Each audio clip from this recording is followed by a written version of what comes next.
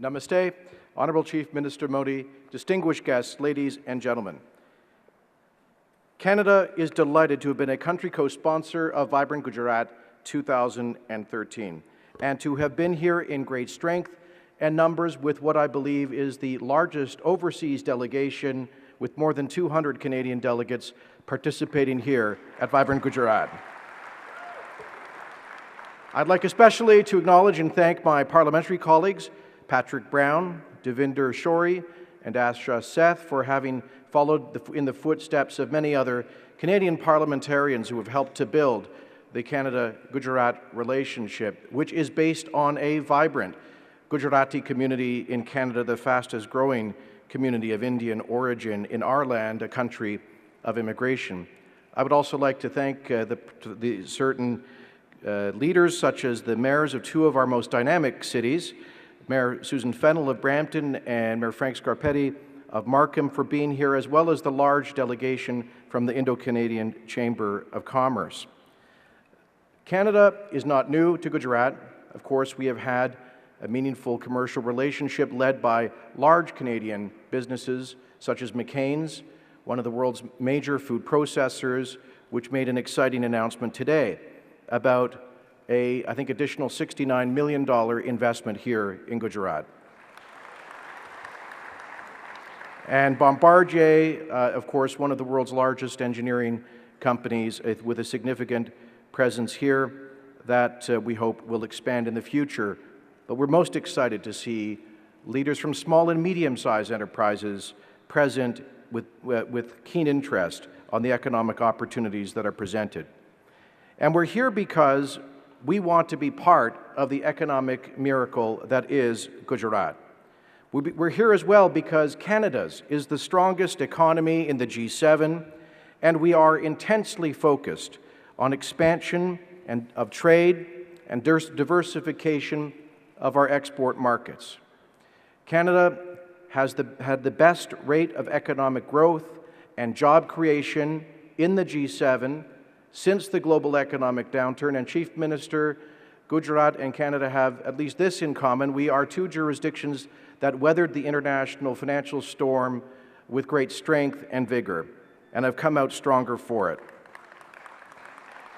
Canada has the best rate of economic growth, as I said, and projected to for the foreseeable future by both the World Bank and the IMF in the G7 and amongst the major developed economies of the world. We have the strongest financial institutions, according to the World Economic Forum. We have, according to the OECD, the best fiscal position, the lowest deficit and debt in the G7. We have the lowest taxes on new business investment. And we have a government that is relentlessly focused on trade and trade diversification, which means, in part, a particularly keen focus on India.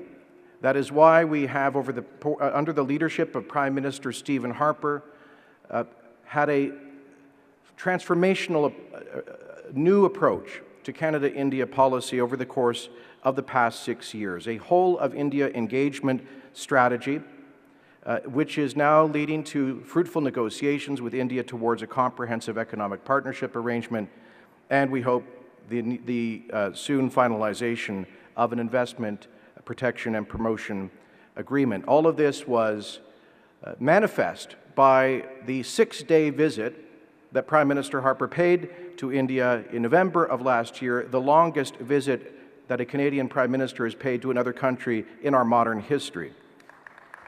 Now, Chief Minister, you will know, as we discussed, that there are particular sectors where there is virtually unlimited potential in the Canada-Gujarat commercial relationship. Canada, of course, one of the world's largest resource countries.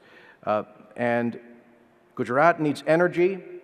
Canada has a huge surplus of it, with the second largest oil reserves in the world, one of the largest gas reserves, and we are determined to bring those energy resources to Tidewater so that they can help to fuel the growth of Gujarat and India.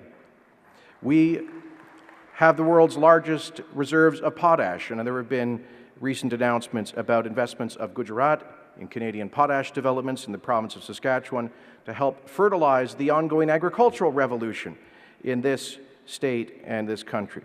We have the second largest reserves of uranium in the world, and of course, India's civilian nuclear technology is in large measure based on Canada's. And we have one of the world's largest reserves of diamonds. And I understand that Gujaratis and Indians like their jewels, and we are keen to sell them. And so I know the Indo-Canadian Chamber of Commerce is pursuing ways in which we can substantially and directly export Canadian rough diamonds to Gujarat in particular. These are just some examples.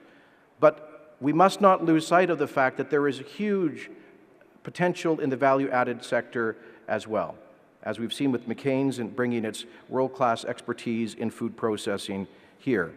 And finally, as the Minister of Immigration, I must not lose sight of the human dimension, tremendous opportunities in education as Canadian colleges and universities develop a presence here and offer educational opportunities in Canada. Now, Chief Minister, I said to you today that we don't want to take all of Gujarat's best and brightest, but we wouldn't mind having a few, at least for a short period of time. And so, Chief Minister, we are deeply honored to have been a partner with you in Vibrant Gujarat. We look forward to deepening this relationship as we've done with the opening of Canada's Trade Promotion Office in Ahmedabad. We believe this is a vital relationship which will be for the tremendous economic and social benefit of both the people of Gujarat and the people of Canada. And so on behalf of Prime Minister Harper, congratulations, long live Canada, long live Gujarat.